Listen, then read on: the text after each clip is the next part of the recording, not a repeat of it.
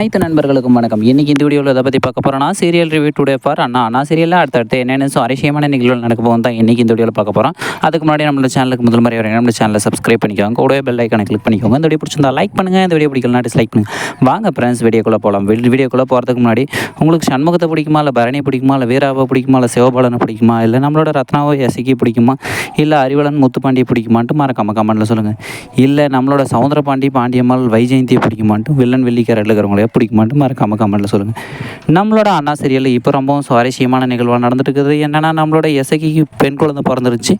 அதை கொண்டு போய் நம்மளோட சவுந்தரபாண்டி கையில் நம்ம சண்முகம் கொடுக்கும்போது ஃபஸ்ட்டு வாங்க மறுத்துட்டாரு. கடைசியில் தரையில் வச்சு ஆசீர்வாதம் பண்ணும்போது தன்னையே மறந்து தாத்தான்ற ஒரு உணர்வு வந்து சவுந்தரபாண்டி மனசு மாதிரி உடனே என் குழந்தைய எதுக்கு வைக்கிறேன், என்னோட பேத்தியை எதுக்குடா கீழே வைக்கிறேன்னு சொல்லிட்டு சண்முகத்தை திட்டிட்டு வாங்கிட்டு சின்ன குழந்தை மாதிரி நம்மளோட சவுந்தரபாண்டி துள்ளி குதிச்சு ஏன் பேத்தின்னு சொல்லிட்டு சுற்றிட்டு இருந்தார். இதை பார்த்துட்டு இருந்த பாக்கியம் மொத்த குடும்பத்துக்கும் ரொம்பவும் சந்தோஷமாக போயிடுச்சு.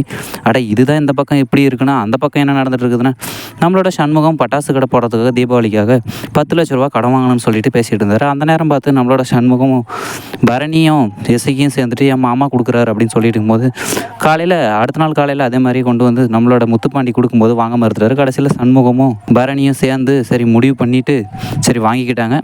இதுதான் இப்படி நடக்குதுன்னா, அந்த பக்கம் நம்மளோட சிவபாலனை பிடிச்சி நம்மளோட சவுந்தரபாண்டி ரோட்டில் அடிச்சிட்டு இருந்தார். அந்த நேரம் அதை பார்த்துட்டு இருந்த வீராவுக்கு என் புருஷனை நீங்கள் எப்படி அடிக்கலாம்னு சொல்லிட்டு சண்டை போட்டுருந்தாங்க. இதை பார்த்த சிவபாலனுக்கு ரொம்பவும் சந்தோஷமாக போயிடுச்சு. அந்த பக்கம் சண்முகமும் பரணியும் கூட ரொம்ப சந்தோஷப்பட்டாங்க. கடைசியில் வந்து நம்மளோட சவுந்தரபாண்டியும் ஒரு கட்டத்தில் வீராவை ஏற்றுப்பாருன்னு தான் நினைக்கிறேன். இப்போ எசைக்கு ஏற்ற மாதிரி. ஓகே ஃப்ரெண்ட்ஸ், இந்த வீடியோ பிடிச்சிருந்தா லைக் பண்ணுங்கள், இந்த வீடியோ பிடிக்கலாம் டிஸ்லைக் பண்ணுங்கள், நம்ம சேனலை சப்ஸ்கிரைப் பண்ணிக்கோங்க. அடுத்த ஒரு சுவாரஸ்யமான வீடியோவில் எபிசோட் வெயிட் பண்ணி போடலாம் ஃப்ரெண்ட்ஸ். தேங்க்யூ ஃபார் வாட்சிங் ஃப்ரெண்ட்ஸ்.